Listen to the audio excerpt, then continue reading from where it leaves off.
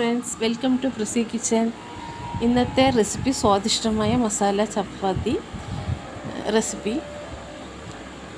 ഇതിന് പ്രത്യേകിച്ച് കറികളൊന്നും ആവശ്യമില്ല. ഡിന്നറായിട്ടും ബ്രേക്ക്ഫാസ്റ്റായിട്ടും 4 മണി പലഹാരമായിട്ടും ഉപയോഗിക്കാം. അധികം വൈകാതെ വീഡിയോയിലേക്ക് കടക്കാം.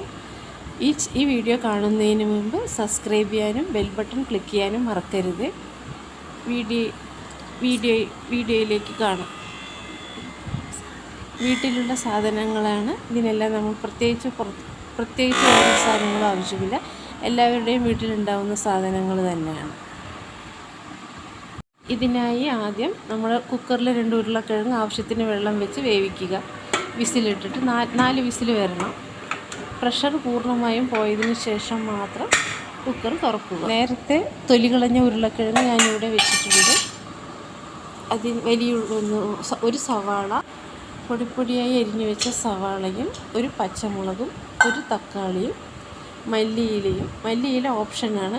മല്ലിയില ഇട്ടാൽ കുറച്ച് സ്വാദിഷ്ടമായിരിക്കും. ചെറുനാരങ്ങയുടെ പകുതി നീരും. ഇതെല്ലാം കൂടെ നമ്മളൊരു മിക്സിംഗ് ബൗളിലിട്ട് ഒരു സ്പൂണ് കൊണ്ടോ മാഷർ കൊണ്ടോ നമുക്ക് മിക്സ് ചെയ്യാവുന്നതാണ്. ഉരുളക്കിഴങ്ങ് ചൂടാറാതെ തന്നെ സ്മാഷറിട്ട് ചെയ്യാവുന്നതാണ്. അതിൽ തന്നെ ഈ ചൂടിൽ തന്നെ വലിയ സവാള വെന്ത് കിട്ടും.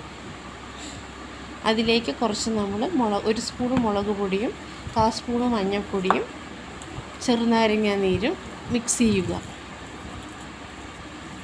പിന്നെ നേരത്തെ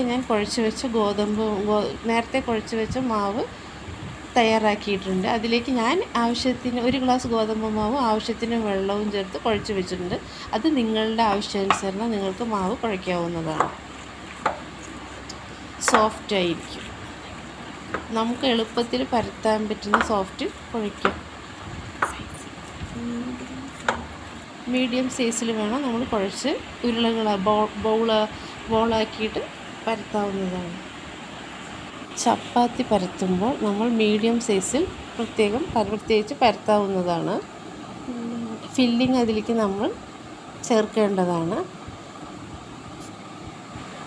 ചപ്പാത്തിയുടെ നടുവിൽ ഈ ഫില്ലിംഗ് വെച്ച് കൊടുത്തതിന് ശേഷം ഈ വീഡിയോയിൽ കാണുന്നത് മാതിരി ട്രയാങ്കിൾ മോഡലിൽ മടക്കുക. കിട്ടുന്നില്ല എങ്കിൽ നമ്മൾ മസാല ദോശ വീട്ടിലുണ്ടാക്കില്ല, അതുപോലെയും ചെയ്യാവുന്നതാണ്. ഞാനിവിടെ ഒരു ഭംഗിക്ക് ട്രയാങ്കിൾ മോഡലിൽ ചുട്ടെടുത്തതേ ഉള്ളൂ.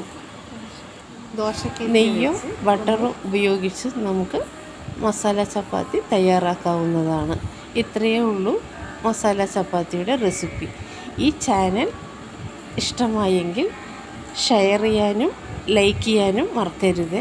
അടുത്ത വീഡിയോയിൽ കാണാം. ബൈ.